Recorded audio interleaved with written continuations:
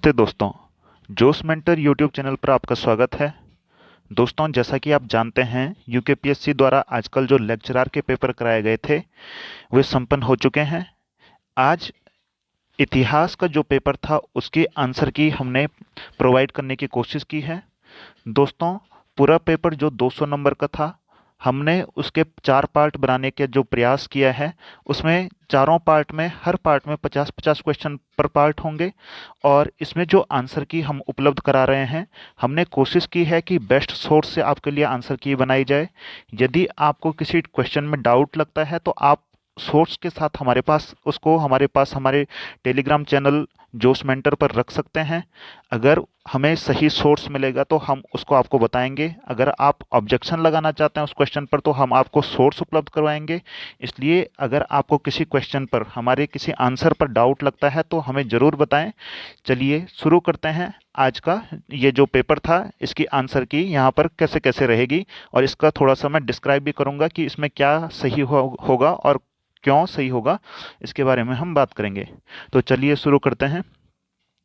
यहाँ पर जो पहला क्वेश्चन था वह था कि कर्मकांडों के बारे में विस्तृत जानकारी प्राप्त होती है। तो दोस्तों, जैसा कि हम जानते हैं कि कर्मकांड के बारे में कल्पसूत्रों में बहुत कुछ मिलता है। वेदों में भी जो मुख्यतया अथर्ववेद है वह कर्मकांडों के लिए जाना जाता है। उपनिषदों में कोई भी कर्मकांड की जानकारी नहीं है, क्योंकि हम जानते हैं कि जो उपनिषद है वो दर्शन से संबंधित साहित्य है या शास्त्र है और पुराणों में इसकी जानकारियां हैं, लेकिन उतनी नहीं जितने कि कल्पसूत्रों और वेदों में। तो अगर विस्तृत जानकारी की अगर हम बात करेंगे तो डेफिनेटली इसका आंसर कल्पसूत्र की तरफ जाएगा। दूसरा जो क्वेश्चन है दोस्तों, यहाँ पर निम्न में से असत्य कथन चुने। धर्म सूत्रों के अनुसार राजा कानून का निर्माता नहीं था। दूसरा है धर्म शास्त्रों के अनुसार राजा कानून का संरक्षक था। तीसरा है धर्मसूत्र ग्रामीण जीवन के प्रशंसक थे और चौथा है धर्मसूत्र शहरीकरण के पक्षधर थे। अब दोस्तों, एक सबसे पहली कॉमन सेंस वाली बात यहाँ पर यह थी कि सी और डी बिल्कुल एक दूसरे के अपोजिट हैं। यहाँ पर ऊपर में ग्रामीण जीवन के प्रशंसक के रूप में लिखा है और नीचे शहरीकरण के पक्षधर लिखा हुआ है। अगर आप धर्मसूत्र के बारे में आपने सही से पढ़ा होगा तो आपने ये भी पढ़ा होगा कि जो धर्मसूत्र हैं वो शहरीकरण का विरोध करते हैं और किन आधार पर करते हैं, जैसे कि उसमें समुद्र यात्रा जो है उसको पत्नीय क्रम कहा गया है। ये कहा गया है कि जो नगर में जाता है वह बुरा व्यक्ति होता है। ये सारी बातें धर्मसूत्रों में कही गई थी। तो इसका जो असत्य कथन होगा वह यह होगा कि धर्मसूत्र शहरीकरण के पक्षधर थे। तीसरा जो क्वेश्चन यहाँ पर था दोस्तों, उदयगिरि शिलालेख अंकित कराया था। तो इसका जो सही आंसर था उसका सही आंसर था सनकानिक ने। सनकानिक एक मालवा का गवर्नर था जिसने आम्रक देव का विवरण इसमें लिखा था, लेकिन अगर अंकित करवाया था तो इसका सही आंसर बनेगा सनकानिक। ये बात गौर कीजिएगा, अंकित सनकानिक ने कराया था और उसमें विवरण दिया था आम्रक देव का। तो तीसरे क्वेश्चन का सही ऑप्शन जो होगा वो होगा ऑप्शन बी। चौथे क्वेश्चन पर बात करते हैं। चौथा क्वेश्चन है, निम्नलिखित में से किसने देवराज, देवगुप्त तथा देवश्री की उपाधियां धारण की थी। तो दोस्तों, ये गुप्त काल से है। इसका सही जो ऑप्शन होगा वह होगा चंद्रगुप्त द्वितीय। चंद्रगुप्त द्वितीय की ही एक प्रसिद्ध उपाधि विक्रमादित्य भी थी, तो इसी का नाम चंद्रगुप्त विक्रमादित्य भी था। पांचवा क्वेश्चन यहाँ पर है कि किसने कहा भारतीय न तो किसी का बुरा करते हैं और ना ही किसी का बुरा सहन करते हैं। तो दोस्तों, ये ऐसा क्वेश्चन था जिस पर हमें थोड़ा सा डाउट है। इसमें मेगास्थनीज और प्लिनी में से हम थोड़ा सा कंफ्यूज हैं, इसलिए मैं इस पर कुछ नहीं कहूँगा। यदि आपको इसका आंसर मिलता है तो प्लीज़ हमें ज़रूर शेयर कीजिए। छठवें क्वेश्चन पर चलते हैं। छठवां क्वेश्चन है, लिच्छवी गणराज्य को किसने समाप्त किया। आप जानते होंगे कि लिच्छवी जो थे ये वैशाली के लोग थे, या वैशाली के जो गण थे उनमें से लिच्छवी मुख्य थे वज्जी के।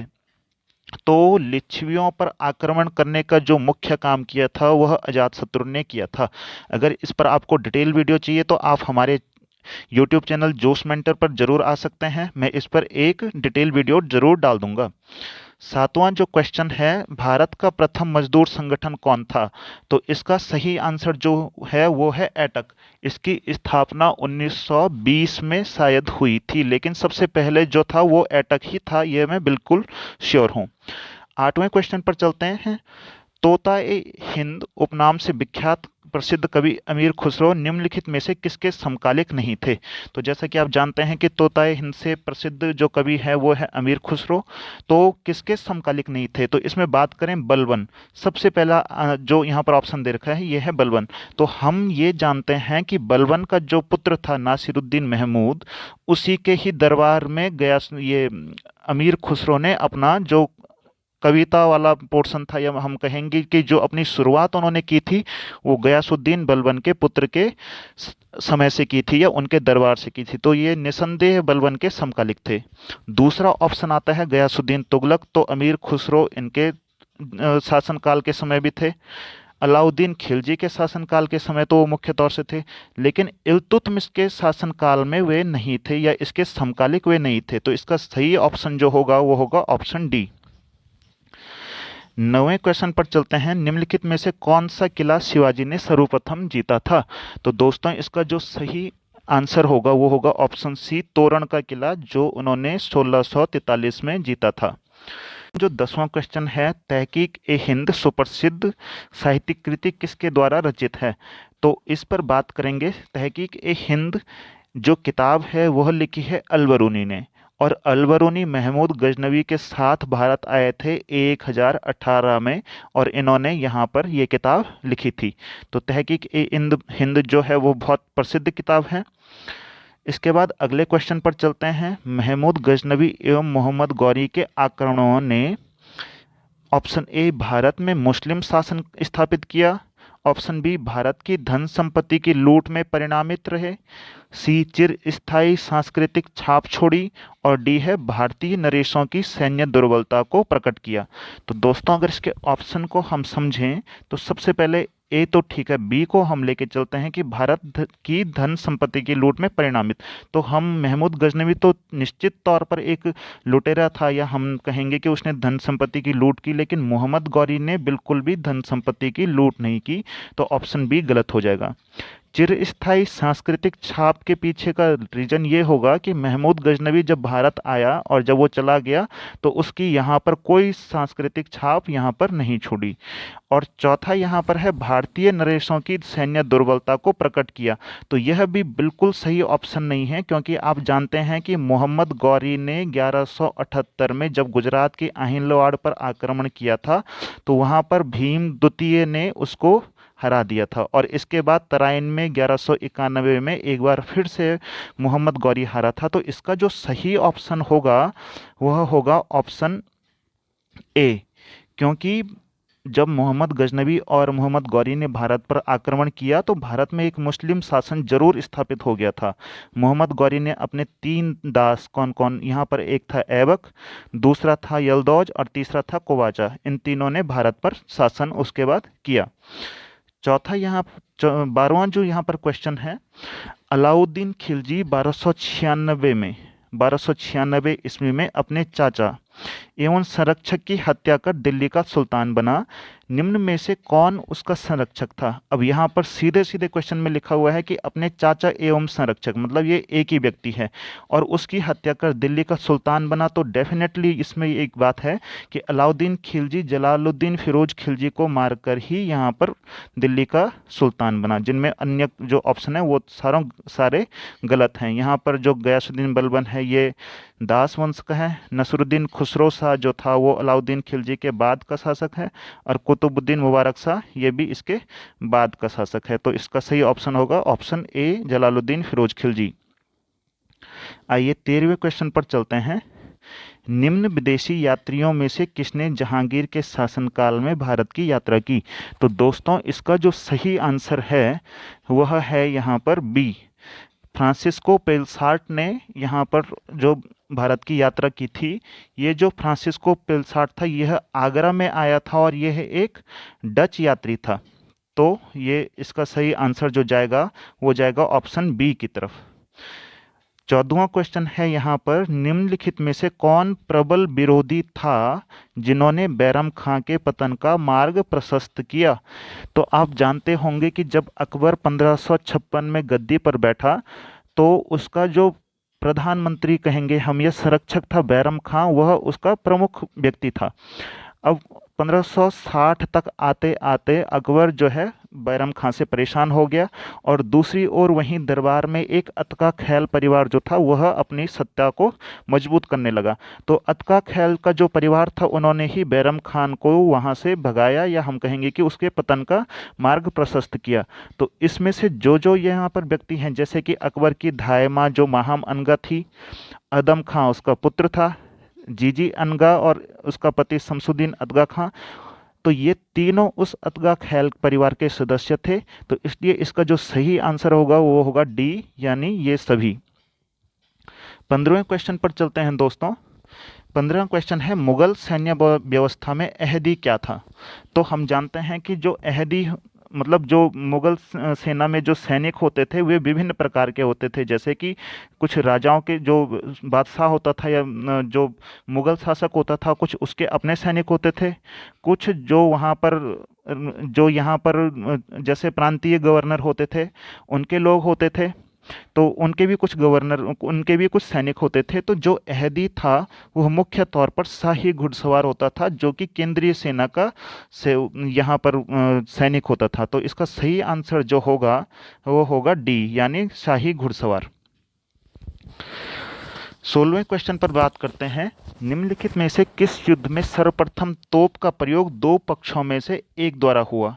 पानीपत का प्रथम युद्ध, पानीपत का द्वितीय युद्ध, चंदावर का प्रथम युद्ध और खानवा का युद्ध।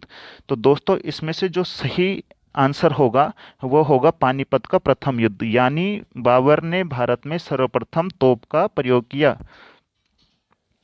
इसके बाद जो क्वेश्चन है वह है कि निम्न में से कौन सत्तारूढ़ होने पर सम्राट औरंगजेब कहलाया।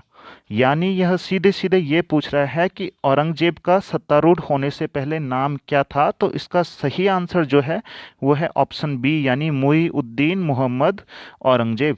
यहाँ पर अन्य नामों के बारे में बात करें तो नूरुद्दीन मोहम्मद जो था वो जहांगीर का नाम था, जहीरुद्दीन जो था वो बाबर का नाम था, और जलालुद्दीन जो था वो अकबर का नाम था। 18वें क्वेश्चन पर चलते हैं, अकबर के दरबार में कौन सुविख्यात लेखक था जिसे जरी कलम की उपाधि दी गई थी। तो दोस्तों इसका जो सही आंसर है वह है ऑप्शन बी, यानी मोहम्मद हुसैन अल कातिब कश्मीरी था जिसको इन्होंने जरी कलम की उपाधि दी थी। ये हो गया है। अब इसके बाद चलते हैं 19वां क्वेश्चन। तो 19वां क्वेश्चन दोस्तों ये है कि निम्नलिखित में से शाहजहां के किस पौत्र का विवाह औरंगजेब की पुत्रियों से हुआ था।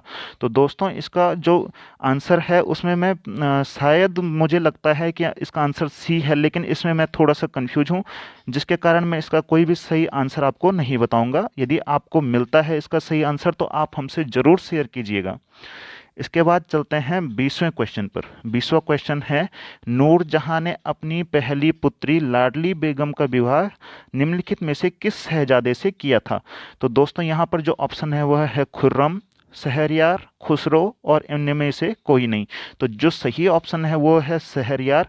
और दोस्तों यही जो शहरयार था, नूरजहां इसको गद्दी पर बैठाना चाहती थी, लेकिन खुर्रम ने यहाँ पर विद्रोह किया। तो इसलिए जो सही आंसर है वो है बी, यानी शहरयार। क्वेश्चन नंबर 21 की बात करें तो निम्नलिखित में से किसे शाहजहां ने सितंबर 1657 में अपनी बीमारी के कारण औपचारिक रूप से अपना उत्तराधिकार के युद्ध को टालने के लिए मनोनीत किया था। तो दोस्तों इसके जो ऑप्शन में यहाँ पर लिखे हुए हैं, जिसमें से है पहला दारा शिकोह, दूसरा है शुजा, तीसरा है औरंगजेब और चौथा है मुराद। तो दोस्तों इनमें से मुराद और शुजा तो बिल्कुल नहीं हो सकते हैं, क्योंकि मुराद जिसको एक मूर्ख कहा जाता था और शुजा भी दावेदारी के लिए प्रबल व्यक्ति नहीं था। तो यहाँ पर दो ऑप्शन बचते हैं, दारा शिकोह और औरंगजेब। तो दारा शिकोह वह व्यक्ति था जिसको शाहजहां ने अपना उत्तराधिकारी घोषित किया था, और उस समय औरंगजेब जो था वह दक्षिण में था। तो इसलिए इसका जो सही आंसर होगा वह होगा दारा शिकोह, यानी ऑप्शन ए। इसके बाद चलते हैं 22वें क्वेश्चन पर। 22वां क्वेश्चन यहाँ पर है कि सिर ए अकबर फारसी अनुवाद क्या है। तो दोस्तों इसके जो ऑप्शन हैं वह है उपनिषद, रामायण, महाभारत और वेद। तो इसका जो सही आंसर वह होगा उपनिषद। सिर ए अकबर दारा शिकोह द्वारा उपनिषदों का जो फारसी अनुवाद था उसका नाम था सिर अकबर। तो इसका जो सही ऑप्शन आता है वह होता है ऑप्शन ए यानी उपनिषद। 23वें क्वेश्चन पर चलते हैं। अकबर के शासनकाल में प्रथम वजीर कौन था? तो ये पूछा है कि अकबर के शासनकाल में प्रथम वजीर कौन था। इसके बारे में थोड़ा सा बात करते हैं कि अकबर के जब शासन शुरू हुआ था तो पहले उसने प्रधानमंत्री नियुक्त किए थे, प्रधानमंत्री जैसे बैरम खां या महामनगा लोग। इसके बाद 1575 में इसने प्रधानमंत्री पद को खत्म कर या उसकी जो शक्तियां घटाकर यहाँ पर वजीर का पद बनाया, और जो वजीर उसका पहला वजीर था वह था मुजफ्फर खां। तो इसका जो सही आंसर जाता है वो है ऑप्शन ए यानी मुजफ्फर खां। इसके बाद 24वें क्वेश्चन पर चलते हैं। निम्नलिखित में से किस स्थान पर औरंगजेब के नश्वर शरीर का दफन हुआ? Option A Warangal, B Khuldabad, C Aurangabad और डी है अहमदनगर। तो दोस्तों इसका जो सही आंसर है वह है ऑप्शन बी यानी खुलदाबाद। औरंगजेब को उसके मरने के बाद खुलदाबाद में दफनाया गया था, जबकि दूसरी ओर जो औरंगाबाद है यहाँ पर उसकी पत्नी का मकबरा बनाया गया है जिसको कि काला ताजमहल कहा जाता है। तो यह क्वेश्चन बहुत इंपॉर्टेंट है, ये आप याद रखिएगा। लेकिन औरंगजेब को जो दफनाया गया था वह खुलदाबाद में दफनाया गया था। इसके बाद 25वें क्वेश्चन पर चलते हैं कि निम्नलिखित में से कौन सी पुस्तक अमीर खुसरो द्वारा नहीं लिखी गई थी? तो अमीर खुसरो एक महान कवि थे, इन्होंने बहुत सारी कविताएं या इन्होंने बहुत सारी किताबें लिखी थी। इसके अलावा इन्होंने संगीत पर भी काम किया था। तो कौन कौन सी पुस्तकें इनके द्वारा लिखी गई थी? उनमें से हैं खजाइन अल फतूह, नूर सिपेसर और देवल देवी और खिजर खां की जो आशिका थी। दरअसल यहाँ पर जो किताब का नाम था वह आशिका था, ना कि देवल देवी और खिजर खां। जबकि नुस्खा ए दिलखुश इनकी कोई किताब नहीं थी। 20वें क्वेश्चन पर चलते हैं। निम्नलिखित में से कौन सा युद्ध बाबर से संबंधित नहीं है? तो बाबर हम जानते हैं कि मुगल साम्राज्य का भारत में जो यहाँ पर नींव रखी थी वो बाबर ने रखी थी। तो बाबर ने भारत में आते ही कुछ युद्ध लड़े थे। तो इसमें पूछा गया है कि बाबर से संबंधित कौन सा युद्ध नहीं था। तो ऑप्शन है चंदेरी, घाघरा, विलग्राम और खानवा। तो डेफिनेटली आप जानते होंगे कि जो बिलग्राम का युद्ध था वह हुमायूं और शेर शाह से संबंधित था, 1540 में हुआ था। बाकी सब बाबर से संबंधित थे। इसके बाद 27वें क्वेश्चन पर चलते हैं कि निम्नलिखित सूफी संतों में से कौन चिश्ती संप्रदाय का सदस्य नहीं है? तो जो सूफी सिलसिले थे उनमें से चिश्ती एक बहुत महत्वपूर्ण सिलसिला था। अब हमें ये बताना है कि इनमें से कौन चिश्ती संप्रदाय का सदस्य नहीं है। तो यहाँ पर ऑप्शन ए लिखा है निजामुद्दीन औलिया, बी लिखा है कुतुबुद्दीन बख्तियार काकी, बी लिखा है बहाउद्दीन जकारिया और सी लिखा है कुतुबुद्दीन बख्तियार काकी और डी लिखा है शेख फरीद। तो इनमें से डेफिनेटली जो बहाउद्दीन जकारिया है वे यहाँ पर चिश्ती संप्रदाय के सदस्य नहीं थे, ये सुहरावर्दी के सदस्य थे। अगर आप चिश्ती ये सूफी संप्रदाय पढ़ेंगे तो इनमें से आप पढ़ेंगे कि सुहरावर्दी संप्रदाय एक संप्रदाय था जिसके बहाउद्दीन जकारिया महत्वपूर्ण सदस्य थे। और बहाउद्दीन जकारिया ही वे सूफी संत थे जो शासकों से जो जैसे कि जो शासक होते थे या सल्तनत के शासक थे उनसे नज़दीकियां रखते थे।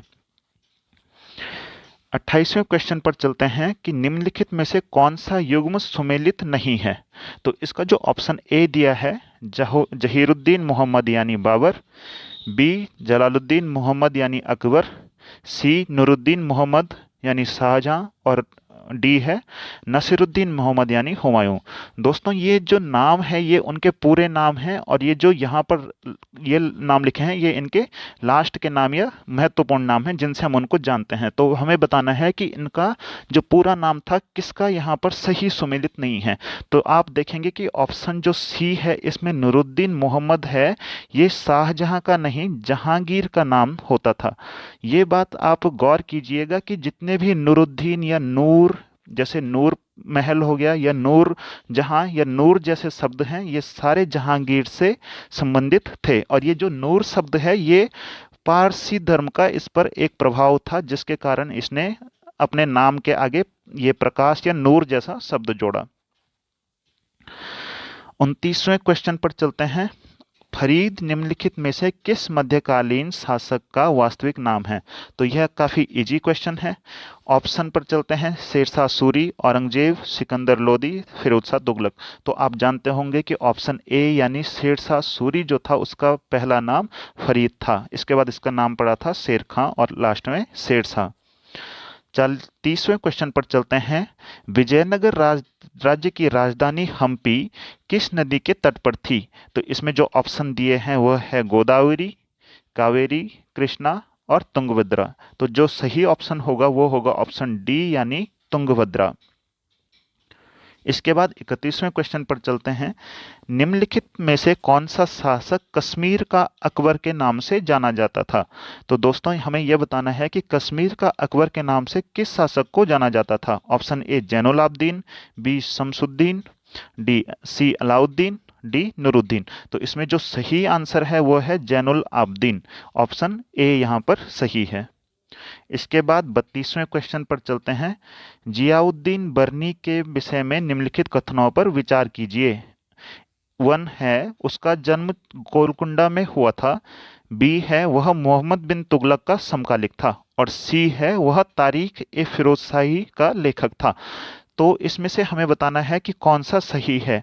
ए 1, 2, 3, बी है केवल 1 एंड 2, सी है केवल 2 एंड 3 और डी है केवल 1 एंड 3। तो दोस्तों आप जानते होंगे कि उसका जन्म गोलकुंडा में नहीं बुलंदशहर में हुआ था, जिसका तब का नाम बरन था। तो बरन से ही उसका नाम बरनी पड़ा था। वह मोहम्मद बिन तुगलक का समकालिक था, बिल्कुल सही। वह तारीख ए फिरोजशाही का लेखक था, यह भी बिल्कुल सही बात है।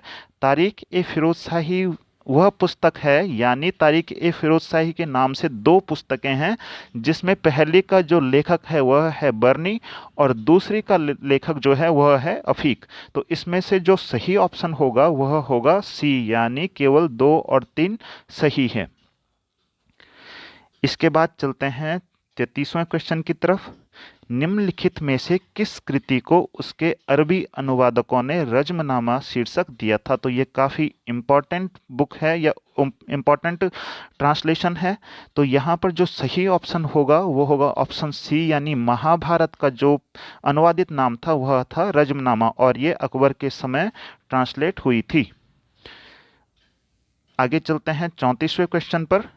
क्वेश्चन है, विजयनगर के शासक कृष्णदेव राय ने कौन सा नगर बसाया था? Option A Chandragiri, B Udayagiri, C Nagalpur, D Warangal. तो ये जो चंद्रगिरी और उदयगिरी है ये उससे पहले है और वारंगल भी उससे पहले का है। तो इसने जो स्थापित किया था या नगर बसाया था वो डेफिनेटली नागलपुर था, यानी ऑप्शन सी। आगे चलते हैं 35वां क्वेश्चन है, किस सूफी संप्रदाय ने योग क्रिया को अपनाया था? तो यहाँ पर उस सूफी संप्रदाय का नाम बताना है जिसने योग क्रिया को अपनाया था। ऑप्शन ए है कादिरी सिलसिला, बी है सत्तारी, सी है चिश्तिया और डी है इनमें से कोई नहीं। तो इसका जो सही आंसर है वह है सत्तारी सिलसिला। जो सत्तारी के लोग होते थे वे कंदमूल और जंगली फल खाते थे। इनके जो मुख्य गुरु थे, या हम कहेंगे कि इस शाखा के मुख्य व्यक्ति थे, वो थे मोहम्मद गौस, जो कि हुमायूं के गुरु थे। इसके बाद हम चलते हैं 36वें क्वेश्चन की तरफ। क्वेश्चन है, निम्नलिखित युग्मों में से कौन सा युग्म गलत है? तो इसमें पुस्तकें और उनके राइटर के नाम लिखे हुए हैं। हमें यह बताना है कि कौन सी बुक का राइटर यहाँ पर सही नहीं है। तो ऑप्शन ए है तबकात ए नासरी मिनहाज उस सिराज की है, बी तारीख फिरोजशाही जियाउद्दीन बर्नी की है, सी है तारीख ए मुबारक शाही इसामी की और डी ताजुल मासिर हसन निजामी। तो इसमें जो युग्म जो गलत है वह है तारीख ए मुबारक शाही, जो कि इसामी की नहीं याहिया बिन अहमद सरहिंदी की बुक है। जिसमें से हम अन्य ऑप्शन के बारे में बात करें तो तारीख तबकात नासिरी यह काफ़ी फेमस बुक है मिनहाज उस सिराज की। तारीख फिरोजशाही के बारे में हम बात कर चुके हैं। ताजुल मासिर के बारे में अगर हम बात करें तो ये ऐबक का वजीर था। तो यहाँ पर सॉरी वजीर नहीं, ये उसका राज कवि था हसन निजामी। तो ये ऐबक से संबंधित है। इसके बाद 37वें क्वेश्चन की तरफ चलते हैं। दारा शिकोह द्वारा उपनिषदों को फारसी में किस अनुवाद से उपनाम से अनुवादित किया गया? तो दोस्तों इससे ही संबंधित क्वेश्चन पहले भी इसी पेपर में आया है, अगर आपने गौर किया होगा। क्या क्वेश्चन है? दारा शिकोह द्वारा उपनिषदों को फारसी में किस उपनाम से अनुवादित किया गया? तो ऑप्शन है अमल ए सालिह, बी है इंसाह महरू, सी है सिर्रे अकबर और डी है खुलासात उल सियाक। तो यहाँ पर जो सिर्रे अकबर, ये ऑप्शन यहाँ पर सही है। दारा शिकोह ने सिर्रे अकबर नाम से उपनिषदों को फारसी में अनुवादित किया था और यही क्वेश्चन इससे पहले भी पूछा गया था। 38वें क्वेश्चन पर बात करते हैं। तिब्ब ए सिकंदरी, जिसे संस्कृत स्रोतों से संकलित किया गया है, का संबंध किससे है? तो ऑप्शन ए है खगोल, बी है संगीत, सी है दर्शन और डी है चिकित्सा। तो जो सही आंसर यहाँ पर है वह है चिकित्सा। तो अगर हम तिब्ब ए सिकंदरी के बारे में बात करें तो ये सिकंदर लोदी को समर्पित एक बुक थी जिसको मियाँ भुआ ने लिखा था। मियाँ भुआ उनके दरबारी कवि थे, तो उन्होंने इसको लिखा था। 39वें क्वेश्चन पर चलते हैं। मानव जीवन में किस पाषाण युग को क्रांति कहा गया है? तो ऑप्शन ए है मध्य पाषाण काल, बी है नव पाषाण काल, सी है उच्च पुरा पाषाण काल और डी है इनमें से कोई नहीं। तो आप जानते होंगे कि जो नव पाषाण काल था वह क्रांति कहा गया था और इसको क्रांति कहा था गार्डन चाइल्ड ने।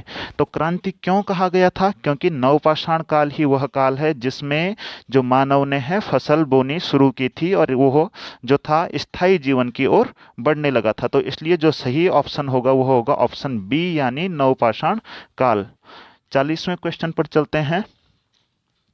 40वां क्वेश्चन है, निम्नलिखित में से किसने हैदराबाद की चार मीनार का निर्माण कराया? इसके जो ऑप्शन है मोहम्मद कुली कुतुब शाह, बी है इब्राहिम आदिल शाह, सी है अलाउद्दीन हसन शाह और डी है अहमद शाह फर्स्ट। तो इसका जो सही आंसर है वह है ऑप्शन ए यानी मोहम्मद कुली कुतुब शाह। इसके बाद 41वें क्वेश्चन पर चलते हैं। खून किस हेतु इकाई थी? यानी ये बताना है कि खून किसकी इकाई थी। ऑप्शन ए मुद्रा इकाई, बी नाप इकाई, सी भूमि की इकाई, डी मुहर इकाई। तो दोस्तों इसमें से मैं लगभग 70% श्योर हूँ कि इसका आंसर मुद्रा इकाई होगा, क्योंकि खून जो थी वो शुरू में एक मुद्रा चली थी जिसका नाम खून कहलाता था। वैसे हो सकता है कि इसका कोई और ऑप्शन हो, लेकिन मैं इसका लगभग श्योर हूं कि इसका ऑप्शन ए ही सही होगा। यदि किसी बुक में आपको कुछ और मिलता है तो हमें जरूर भेजिए। इसके बाद 42वें क्वेश्चन पर चलते हैं। उर्फी और नजीरी कौन थे? तो दोस्तों ये भी क्वेश्चन है जिस पर मैं कंफ्यूज हूं, इसका मैं कोई आंसर नहीं बताऊंगा। यदि आपको इसका कुछ आंसर मिलता है तो आप हमसे जरूर शेयर कीजिए। इसके बाद हम चलते हैं 43वें क्वेश्चन पर। क्वेश्चन है उर क्या था? तो यहाँ पर इसके जो ऑप्शन है, ए ग्राम की साधारण सभा, बी है मंडल की साधारण सभा, सी नगरम की साधारण सभा, डी इनमें से कोई नहीं। तो दोस्तों आप ऑप्शन से समझ गए होंगे कि मंडल और नगरम चोल साम्राज्य की प्रशासनिक इकाइयों से संबंधित हैं। तो ये जो क्वेश्चन था ये चोल की प्रशासनिक इकाइयों से था। तो इसका जो सही आंसर था वह था ग्राम की साधारण सभा। तो जो उर होती थी वो ग्राम स्तर पर एक सभा होती थी। इसके बाद चलते हैं 44वें क्वेश्चन की ओर। 44वां क्वेश्चन है, फुतुह उस सलातीन की रचना का संबंध किसके इतिहास से है? Option A Bahmani, B Akbar, C Vijayanagar, D Chola.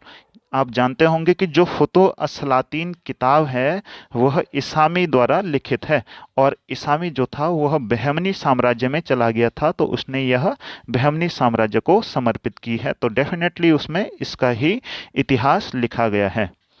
इसके बाद 45वें क्वेश्चन पर चलते हैं। निम्नलिखित में से किसने कोक शास्त्र का फारसी भाषा में अनुवाद किया है? तो दोस्तों इस क्वेश्चन पर मैं थोड़ा सा डाउट में हूँ, इसलिए मैं इसका कोई आंसर नहीं बता पाऊंगा। यदि आपको इसका आंसर मिलता है किसी अच्छे स्रोत से तो हमसे ज़रूर शेयर कीजिएगा। इसके बाद चलते हैं 46वें क्वेश्चन की ओर। क्वेश्चन है, इटली का यात्री निकोलो डी कॉन्टी किस वर्ष विजयनगर आया था? तो जो निकोलो डी कॉन्टी था वो विजयनगर आया था, और किस वर्ष आया था? तो इसके ऑप्शन है 1340 ईस्वी, 1404 ईस्वी, 1420 ईस्वी और 1443 ईस्वी। तो जो इसका सही आंसर वह होगा 1420 ईस्वी। यह देवराय प्रथम के शासनकाल में विजयनगर में आया था। इसके बाद चलते हैं 47वें क्वेश्चन की ओर।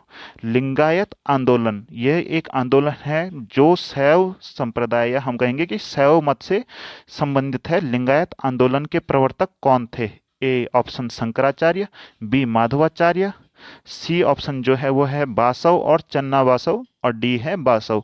तो यहाँ पर हम इसका सही आंसर जो बताएंगे वो होगा ऑप्शन सी, यानी बासव और चन्ना बासव। तो यहाँ पर जो चन्ना बासव थे वो बासव के भतीजे थे, और उन्होंने लिंगायत को काफी फेमस किया था। इसके बाद चलते हैं 48वें क्वेश्चन की ओर। तो क्वेश्चन है, चचनामा किस मूल भाषा में लिखी गई थी? तो इसके ऑप्शन जो हैं वो हैं फारसी, उर्दू, अरबी और तुर्की। तो दोस्तों इस पर बात करते हैं। जो चचनामा थी वे एक शासक सिंध का था, चाच, और चाच जो था वो राजा दाहिर का पिता था। तो जो यह चचनामा है वह उसी चाच से संबंधित थी। तो ये जो बुक थी वो लिखी थी, इसका जो सही ऑप्शन होगा वह होगा सी, यानी अरबी में। तो दोस्तों अगर इस चचनामा या राजा दाहिर और मोहम्मद बिन कासिम से संबंधित आपको डिटेल वीडियो चाहिए, या अच्छे इससे सारे नोट्स इससे रिलेटेड चाहिए, तो आप हमारे यूट्यूब चैनल पर इससे संबंधित एक वीडियो जो ऑलरेडी पोस्ट हो चुकी है वह आप देख सकते हैं। वहां आपको इसके बारे में जानकारी मिल जाएगी। इसके बाद 49वें क्वेश्चन पर चलते हैं। सन 1980 में अकबर का साम्राज्य कितने प्रांतों में बटा था? तो क्वेश्चन है कि 1580 में अकबर का जो साम्राज्य था वह कितने प्रांतों में बटा था? ऑप्शन ए 12, बी 15, सी 10 और डी 8। तो दोस्तों आप जानते होंगे कि जो अकबर था उसके साम्राज्य में कुल 15 प्रांत थे, लेकिन 1580 में उसने जो वर्गीकरण किया था वो 12 प्रांतों में किया था। 3 प्रांत दक्षिण के बाद में उससे जुड़े थे। तो इसका जो सही ऑप्शन होगा वो होगा ऑप्शन ए। इसके बाद इस पेपर का आज जो इस वीडियो का होगा वह अंतिम प्रश्न लेते हैं। अन्य क्वेश्चन जो होंगे वो दूसरी वीडियो में लेंगे। तो 50वां जो प्रश्न है वह है, निम्नलिखित में से किस सुल्तान ने चालीसा दल को भंग किया था? तो चालीसा जो दल था इसको हम तुर्कान ए चहलगानी के नाम से भी जानते हैं। इसकी स्थापना जो है वह इल्तुतमिश ने की थी, और यहाँ पर क्वेश्चन है कि उसको भंग किसने किया? तो ऑप्शन ए यहाँ पर दिया है गियासुद्दीन बलबन, बी इल्तुतमिश, सी नासिरुद्दीन महमूद और डी है बहराम शाह। तो इसका जो सही आंसर है वह है गियासुद्दीन बलबन। बलबन ही वह शासक था जिसने सबसे पहली बार कट्टरता से सारे विरोधियों को खत्म किया था और तलवार के बल पर शासन किया था। तो इसका सही आंसर जो है वो है गियासुद्दीन बलबन। तो दोस्तों इस पेपर के जो अगले 150 क्वेश्चन होंगे वो अदर वीडियो में कंप्लीट किए जाएंगे, और हमसे बने रहिए यूट्यूब चैनल पर। और जिस क्वेश्चन में आपको डाउट लगता है वह आप हमको टेलीग्राम पर या इसी वीडियो के कमेंट में शेयर कर सकते हैं, उसका स्रोत हमें भेज सकते हैं। यदि आप हमसे कुछ स्रोत चाहते हैं, किसी क्वेश्चन के लिए कोई स्रोत चाहते हैं, यदि आपको ऑब्जेक्शन लगाना है, तो आप डेफिनेटली हमारे टेलीग्राम चैनल पर जुड़ सकते हैं। वहाँ पर हम इन सारे क्वेश्चन से जो हमने आंसर की बताई है उसके स्रोत आपको उपलब्ध कराएंगे। को आज यहीं तक रखते हैं। आपको अगर सही लगे ये आंसर की आपका मतलब यूज के लिए हो तो इस वीडियो को ज़रूर लाइक कीजिएगा और इसको शेयर ज़रूर कीजिएगा। धन्यवाद।